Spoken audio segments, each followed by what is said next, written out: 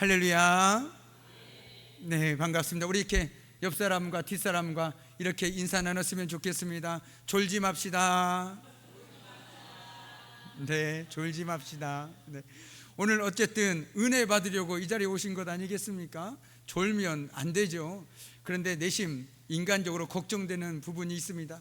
아까 몇 분을 보니까 밥을 엄청 많이 드시더라고요. 너무 맛있게 해서 그런지 모르겠지만 밥을 너무 맛있게 드셔서 혹시 그 식곤증이 오지 않을까 걱정도 되지만, 그래도 믿음으로 단 사모함으로 말씀을 듣고 오늘도 이 말씀 가운데 역사하신 하나님의 은혜를 경험할 수 있는 저와 여러분이 되기를 주님의 이름으로 간절히 축복합니다. 아멘. 제가 말씀을 준비하면서 이제 요 며칠 어떤 목사님의 설교를 좀 이렇게 주의 깊게 들은 적이 있었습니다.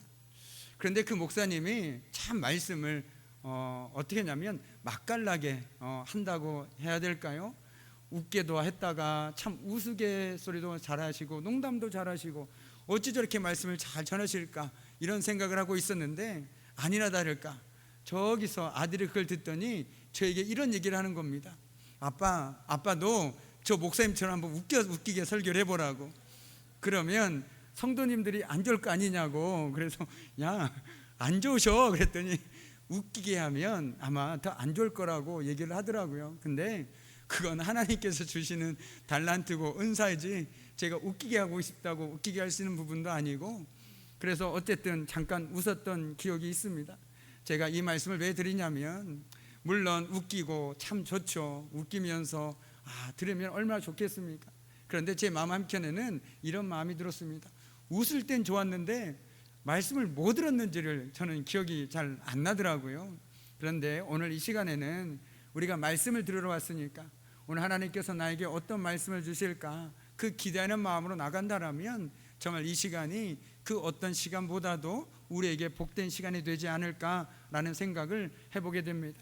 그런 의미에서 오늘도 피곤하지만, 그리고 참 어려운 시대를 살아가고 있지만, 이 자리에 나와 말씀을 듣는 우리 귀한 성도님들에게 하나님께서 한 분도 빼놓지 않고 은혜 부어주시기를 간절히 소망하면서 준비한 말씀 함께 나눌까 합니다.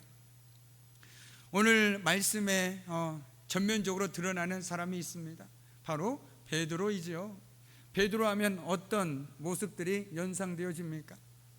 베드로 하면 대부분의 사람들이 실패자, 겁쟁이, 성격이 급한 사람, 어찌 보면 세상적으로 봤을 때 좋은 말들이 아니라 세상의 평가는 참 형편없는 사람이다 라고 말해도 전혀 무방한 사람이 바로 베드로일 것입니다.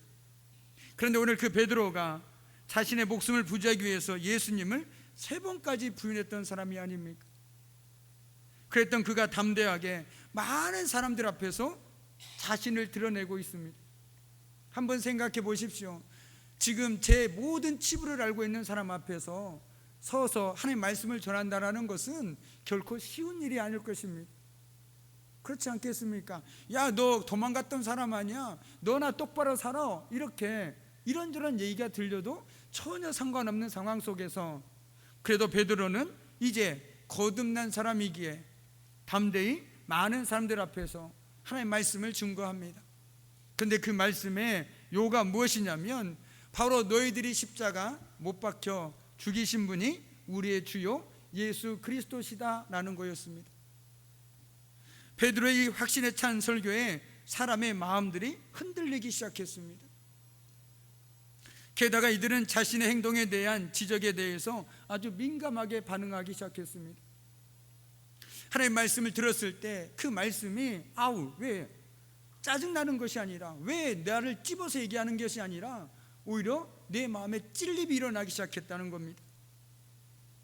그래서 베드로의 설교를 듣는 많은 사람이 마음에 찔렸습니다. 그 사람이 나구나, 다른 사람이 아니라 그 사람이 바로 나구나 라는 것을 알게 되자 마음에 찔림이 일어나기 시작했습니다. 그래서 오늘 성경의 말씀에 보니 듣고 마음에 찔려 우리가 어찌할꼬 라고 그들은 말하기 시작했다는 겁니다. 우리가 하나님의 말씀을 들을 때 우리에게도 이런 역사가 있으면 좋겠습니다. 말씀을 들을 때 물론 하나님께서 복을 주시는 말씀, 은혜의 말씀을 들을 때는 아멘으로 화답하지요. 그리고 그 말씀이 내 삶에도 일어나면 좋겠다, 저런 기적이 내 삶에도 일어나면 좋겠다라고 생각하지만 예언의 말씀이나 심판의 말씀이나 채찍의 말씀을 들을 때 과연 저와 여러분은 그 말씀을 어떻게 받아들이냐라는 겁니다. 왜 목사님은 나를 대놓고 저렇게 말씀으로 찌르지? 라는 생각을 한다면 말씀을 듣는 자세가 잘못됐다는 것이죠. 오늘 이스라엘 백성들은 왜 우리 갖고 얘기하냐라고 따지지 않았습니다. 그리고 베드로를 비난하지도 않았습니다. 오히려 그들은 듣고 마음이 찔렸습니다. 마음이 너무 아팠습니다. 그래서 베드로에게 묻습니다. 우리가 어떻게 해야 될까? 이것이 바로 말씀을 들은 사람들의 바른 반응이라는 것이죠. 말씀을 들어서 양심의 가책을 받았다라면 우리 안에도 이런 질문이 나와야 됩니까? 그러면 주님, 내가 어떻게 살아야겠습니까? 그러면 주님, 내가 어떻게 해야겠습니까? 이런 질문이 우리 안에서도 나와야 된다는 것입니다. 이스라엘 백성들은 말씀을 듣고 양심의 가책을 받아서 자신과 무관하다고 느껴졌던 그 십자가를 자신의 문제로 받아들이기 시작했다는 겁니다.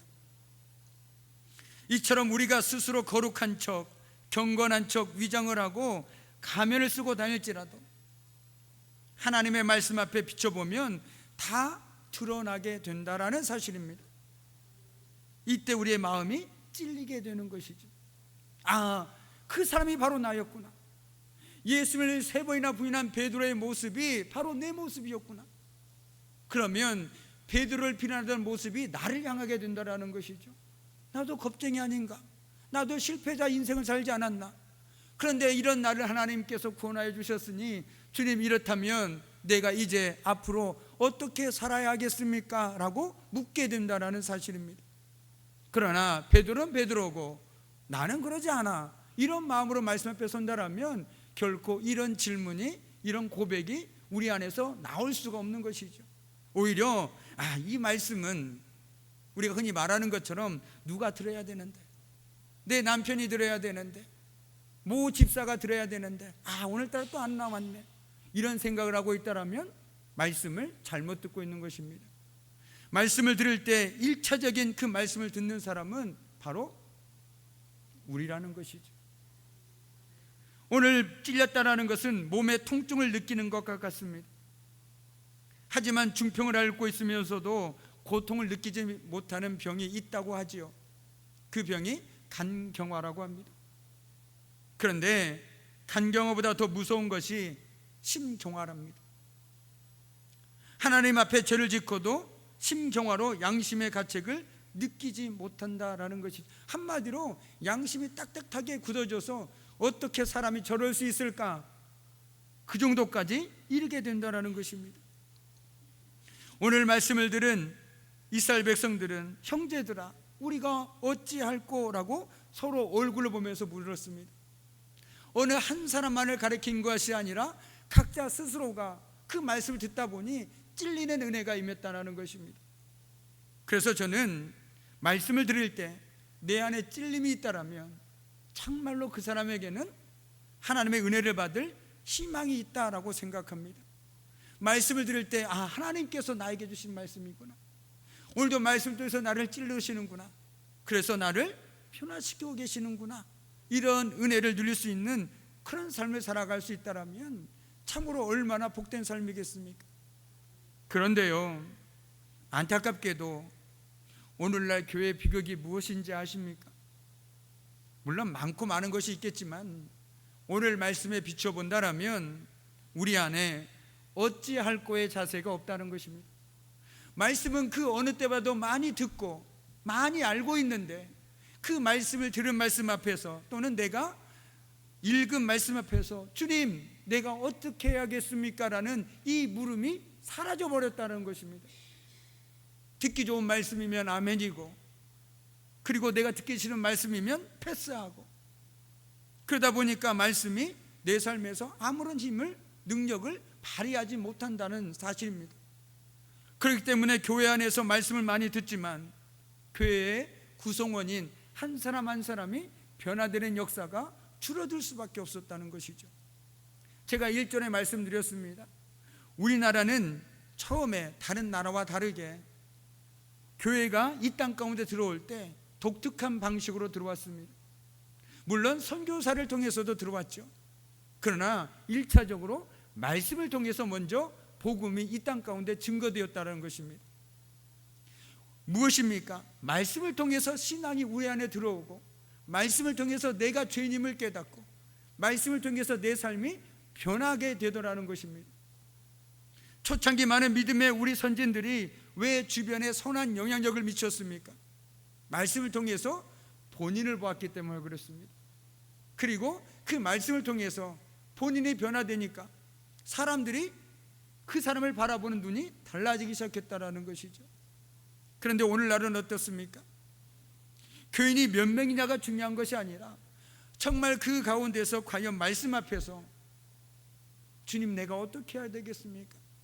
내가 이 사람보다 더 죄인이었고, 내가 어찌 보면 바로 이 사람보다 더 악한 삶을 살았습니다. 하나님을 믿노라 고백하면서도 형제 자매에게 상처를 주었고, 하나님께 사랑하라 라고 분명히 말씀을 주셨지만 여전히 나는 하나님의 뜻만을 구하고 있습니다. 하나님 우리에게 분명한 뜻을 보여주지 않으셨습니까? 그럼에도 불구하고 내 앞에 있는 하나님의 뜻을 외면한 채 내가 취사 선택하는, 내가 원하는 하나님의 뜻만을 구하고 살았습니다. 주님, 내가 어떻게 하겠습니까? 이런 고백들이 우리 안에서 울려 퍼져야 된다는 것입니다. 말씀을 들을 때 이 마음이, 이 고백이 우리 안에 있어야 된다는 것입니다. 오전의 말씀에 비춰본다라면 주님, 내가 주님만을 섬기겠다고 고백했었지만 그 인생의 힘겨운 시간들을 통과할 때 나한테는 주님밖에 없습니다. 주님밖에 없습니다라고 고백했지만 시간이 흐르고 그 은혜가 옅어지니까 주님밖에가 아니라 주님도 있어도 되고 다른 것도 있어도 되는 인생을 살았습니다. 주님이 연약한 믿음을 어떻게 하겠습니까? 주님, 내가 어떻게 하겠습니까? 이 고백이 말씀을 들으면서 우리 안에서 솟아나와야 된다는 것이죠. 그래야 그 말씀이 내 삶에서 나를 변화시키는 운동력이 있는 그런 능력의 말씀으로 임할 수 있다는 것입니다. 말씀이 선포질 때 우리 혼과 영과 관절과 골수가 찔러 쪼개지는 경험을 해야 하는데 무뎌진 우리의 마음은 좀처럼 열려지지가 않습니다. 아, 그거 내가 다 아는 말씀, 그래, 이런 말씀일 거야. 조금 전 우리 권사님 기도했던 것처럼 우리가 예배 가운데 나올 때 가장 중요한 것 가운데 하나가 저는 바로 내려놓는 마음이라고 생각합니다. 무슨 말이냐면 성경 저도 말씀을 준비하고 설교를 하면서 가장 어려운 것이 무엇이냐면 다 아는 말씀 아닙니까? 신앙생활 한 10년 넘게 하면 성경에 있는 말씀 거의 다 아는 말씀입니다. 크게 차이가 없습니다. 그러다 보면 성경 본문만 보고 제목만 보면 아, 그 말씀, 그 순간 내 마음은 다치게 된다는 것이죠. 앞에서 아무리 목청 높여 얘기를 할지라도 그 말씀은 들려지지가 않습니다. 그래서 그 말씀이 나를 찌르지를 못합니다. 그렇기 때문에 우리가 말씀을 들을 때 내려놓는 마음이 필요하다는 것이죠. 똑같은 말씀, 내가 지금까지 익숙하게 들었던 이 말씀을 통해서도 하나님께서 나에게 얼마든지 역사할 수 있다면 믿는다라면 그 말씀을 듣는 나의 마음은 어떤 자세가 되어야 되는지는 너무나도 분명하다라는 것입니다. 똑같은 말씀이라도요, 누가 하느냐에 따라서, 어떤 상황에서 하느냐에 따라서 다르게 다가온다라는 것을 저와 여러분은 경험하지 않습니까?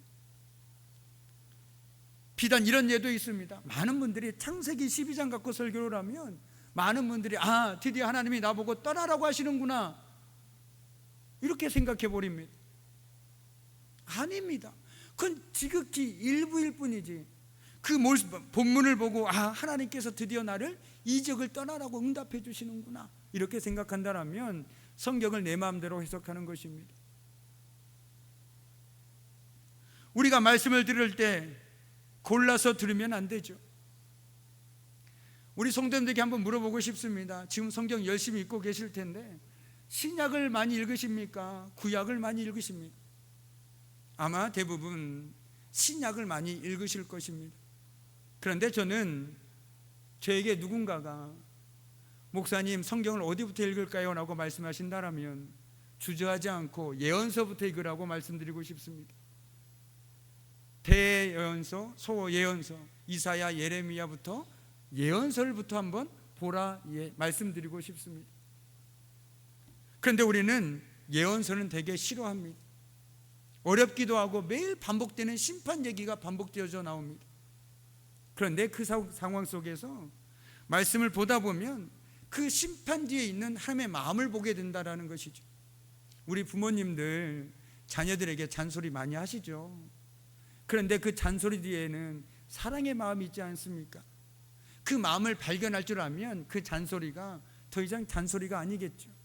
감사하겠죠. 나에게도 이 말을 해줄 수 있는 부모님이 있음에 감사하겠죠. 그러나 그 마음을 보지 못하고 느끼지 못하면 잔소리일 뿐입니다. 듣기 싫은 말입니다. 예언서를 통해서 하나님의 마음을 알게 된다면요, 왜 하나님께서 그 아들을 이 땅 가운데 보내셨는지 그 마음을 알게 된다는 것입니다. 오늘 말씀으로 다시 돌아와서 우리가 많은 사람들이 말씀을 내 마음에 드는 것은 받아들이고 생각에 맞지 않는 것은 그냥 귀 닫아버립니다. 그런데 그런 일이 비일비재하다는 것이 참으로 마음 아픈 일이라는 것이죠. 오늘 베드로의 말씀을 듣고 마음에 찔림을 받은 그들은 마음에 있는 것들을 다 쏟아냈습니다. 이처럼 우리가 하나님의 말씀을 들을 때 말씀이 다른 사람을 향하는 것이 아니라 나 자신, 나에게 향해야 되는 것입니다. 그럴 때 우리는 말씀을 들으면서 목사님 말씀 때문에 시험 들었다라는 이 말을 하지 않게 된다는 것입니다. 오늘 이 말씀은 우리 각자에게 주시는 하나님의 말씀이라는 것이죠. 그러나 그 말씀을 통해서 적용하는 것은 또 각자의 삶의 자리에 따라 분명 다를 것입니다. 그런데 1차적으로 이 말씀은 나를 먼저 찔러야 되지, 이 말씀이 반사를 해서 다른 사람을 바라보면 안 된다는 것입니다. 이처럼 하나님의 말씀이 살아있는 음성으로 우리들의 가슴에 와 박힐 때 우리 역시 하나님께 이렇게 묻지 않겠습니까?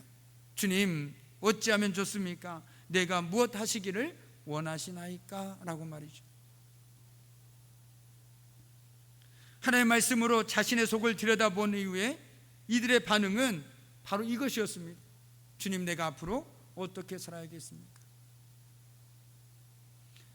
지나온 삶이 중요한 것이 아니라 앞으로 주님, 지금부터 내가 어떻게 살아야 하겠습니까? 라고 물었습니다. 이에 베드로는 뭐라고 얘기합니까? 먼저 회개할 것을 권면하죠. 여기서 회개라는 것은 1차적으로는 죄에 대해서 통회하는 시다, 아파하는 마음입니다. 내가 죄인이었구나, 눈물로 통회 자복하겠죠. 그런데 여기서 멈추면 회개가 아닙니다. 회개는 궁극적으로요, 삶의 변화인 것입니다. 삶이 바뀌어야 되는 것입니다. 그래서 진정으로 회개한 사람은 삶이 바뀔 수밖에 없습니다. 그러나 내가 아무리 눈물로 회개했노라고 고백할지라도 삶이 바뀌지 않는다면 그 회개는 온전한 회개가 될 수 없는 것이겠죠. 우린 성경에서 회개의 모델로 많은 사람들을 보고 듣고 오지 않았습니까? 대표적인 예로 삭개오도 있지 않았습니까? 그는 예수를 만나고 돌아섰습니다. 삶의 방향이 바뀌었습니다. 이것이 바로 진정한 회개라는 것이죠. 오늘 베드로 역시 그들에게, 그래, 너희들이 지금까지는 알지 못해서 하나님을, 예수님을 대적하는 방향 쪽에서 살았다면 이제는 예수님을 바라보고 그 삶을 향해서 살아라, 이 말을 하고 있는 것입니다. 그래서 그들은 그 회개를 통해서 어디까지 갑니까? 세례와 구원의 자리에까지 이르게 된다라는 사실입니다. 그래서 우리는 여기서 다시 한번 짚고 넘어갈 것은, 세례는요 정말 중요하다라는 것을 저는 다시 한번 깨닫게 되었습니다. 세례는요 내 삶의 고백에서 진짜 주님을 고백하지 않으면 좀 늦어도 괜찮습니다. 세례 빨리 준다고 되는 것이 아니더라고요. 제가 다시 한번 뼈저리게 느꼈습니다. 세례는 정말 내 삶의 방향이 바뀐 사람, 정말 내가 주님을 고백할 수 있는 사람에게 주어지는 것입니다. 그리고 왜 교회에서 직분을 줄 때 세례 유무를 따지는지 아십니까? 세례를 받은 사람은 1차적으로 삶이 바뀌었다는 것을 인정받는 사람입니다. 예수 그리스도를 구주로 영접한 사람입니다. 그렇기 때문에 직분을 주는 것입니다. 그렇다면 그 직분의 무게감이 얼마나 큰지 아시겠죠? 그냥 때가 되니까 직분을 주는 것이 결코 아니라는 겁니다. 그 직분의 무게감이라는 건요, 말로 다 할 수가 없는 것입니다. 그래서 우리가 중직자라는 표현을 쓰지 않습니까? 무월중자를 쓰지 않습니까? 그런데 많은 사람들이 직분에 대해서 너무나도 안일하게 생각하는 경우가 있더라는 것이죠. 결코 그렇지 않습니다. 오늘 말씀으로 돌아와서 내가 진정 회개가 일어났을 때 그 세례를 받을 자격이 된다는 것입니다. 그리고 구원의 길로 들어서게 된다는 것이죠. 제가 분명하게 구원의 길로 들어선다라고 말씀드렸습니다. 구원을 따놓은 당상이라고 말씀드린 게 아닙니다. 구원은 이 땅에서 우리가 계속해서 살아가야 되는 것입니다. 그러나 우리는 이미 구원을 받았다라는 확신과 믿음을 가지고 살아가는 것이죠. 그러나 성경에서는 또한 동시에 섰다고 생각하는 순간 넘어질까 조심하라 라는 말이 있다는 것도 기억해야 하고, 주여 주여 하는 자마다 다 천국에 들어갈 것이 아니라고 말씀하신 주님의 말씀도 기억하면서 살아가야 하는 이유가 바로 여기 있다는 것입니다. 그렇기 때문에 저와 여러분은 여기서 내가 할 말씀대로 살아간다라면 당연히 구원받는 건 당연하다는 것이죠. 그래서 제가 누차 말씀드리지 않았습니까? 저 천국 너무 보라보지 마시라고. 내가 이 땅에서 천국을 누리며 살아가면 가는 것 당연한 것 아니겠습니까? 내가 이 땅에서 천국을 살지 못하면서 저걸 천국 갈 거라고는 생각하지 마시기 바랍니다. 그러니까 우리가 날마다 말씀 앞에서 내 삶을 비춰봐야 됩니다. 그리고 내가 변화되어야 된다는 것이죠. 아, 이 사람이 나였구나, 베드로가 나였구나. 그러나 하나님의 은혜로 내가 실패자의 인생에서 하나님께 예배드릴 수 있는 예배자로 살아갈 수 있구나. 이런 것들을 우리는 깨닫게 되어진다라는 사실입니다. 무엇보다도요, 주님께서 우리에게 주신 말씀에 주신 이유는 너무나도 분명한 것 같습니다. 말씀을 통해서 우리에게 은혜를 주시기도 하지만 말씀을 통해서 우리에게 도전을 주시기도 합니다. 너는 이렇게 살고 있느냐라고 도전을 주시기도 합니다. 어찌 보면 오늘 말씀은 우리에게 도전을 요구하고 있습니다. 말씀 가운데 과연 우리는 얼마나 찔림을 받고 있으며 얼마나 말씀 앞에서 주님 내가 어떻게 하겠습니까? 라고 물으면서 신앙생활을 하고 있는지 우리에게 도전을 주고 있다라고 생각하여 줍니다. 늘 들어왔던 말씀, 늘 익숙한 말씀 속에서도 하나님은 끊임없이 우리들을 말씀을 통해서 빚어가고 계시다는 것이죠. 찔림을 통해서 우리에게 자꾸만 야, 너 그 삶 아니야, 이렇게 우리들을 찌르고 계시다는 것입니다. 그래서 우리가 양심이라는 걸 하나님께서 우리에게 주셨죠. 그래서 우리가 사람으로 살지 못할 일 할 때 우리 양심으로 가책을 느끼지 않습니까? 말씀에 찔리지 않습니까? 그 사람이라면 충분히 변화될 가능성이 있다라는 것이죠. 이제 말씀을 마무리 지을까 합니다. 오늘 말씀을 들으면서 우리는 몇 명이 구원받았느냐보다 더 중요한 건 그 구원받은 한 사람 한 사람의 삶의 모습이 어떻게 변화되었느냐를 먼저 주목해야 될 것 같습니다. 내가 이외에 우리가 말씀을 나누겠지만 어떻게 그들이 모든 것을 함께 나누면서 살아갈 수 있었을까? 변했기 때문에 그렇습니다. 말씀을 통해서, 성령을 통해서 변했기 때문에 가능한 것이었습니다. 그냥 마지못해서 한 것이 아니라 말씀을 통해서 내가 찔려서 변화되니까 아, 이런 삶이 아니구나 알게 되니까 삶의 방향을 확 바꿔버렸다는 것이죠.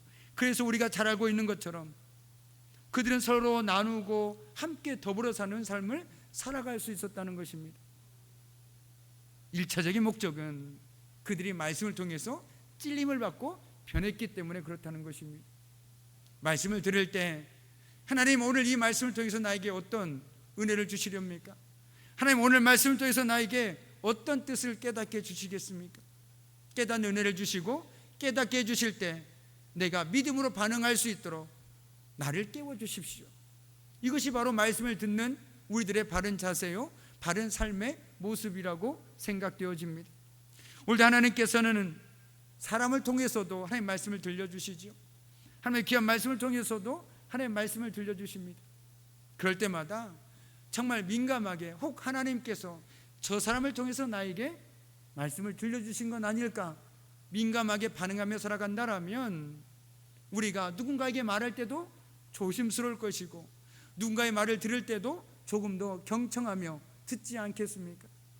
저와 여러분이 하나님께서 은혜로 자녀 삼아주시고 오늘도 말씀의 자로 불러주셔서 오늘도 빚어가고 계심을 믿는다라면, 하나님의 말씀은요 언제나 어디서나 들려줄 수 있다는 것을 잊지 마시기 바랍니다.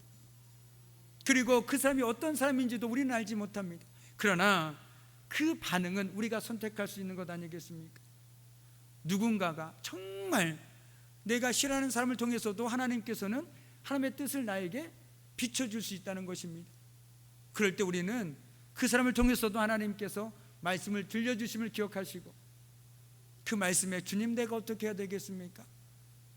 이렇게 겸허히 묻고 살아간다라면 저와 여러분의 삶을 통해서 하나님께서 영광 받으시고 우리의 삶을 통해서 날마다 하나님 나라가 확장되는 은혜가 임하지 않겠습니까? 바라기는 먼저 은혜를 누리고 살아간 저와 여러분이 하나님의 축복의 통로로서, 그리고 마음껏 흘려보내는 정말 그런 마중물과 같은 그런 삶을 살아내는 저와 여러분이 되기를 주님의 이름으로 간절히 축복합니다. 내가 누려왔던 모든 것들이, 내가 지나왔던 모든 시간이, 내가 걸어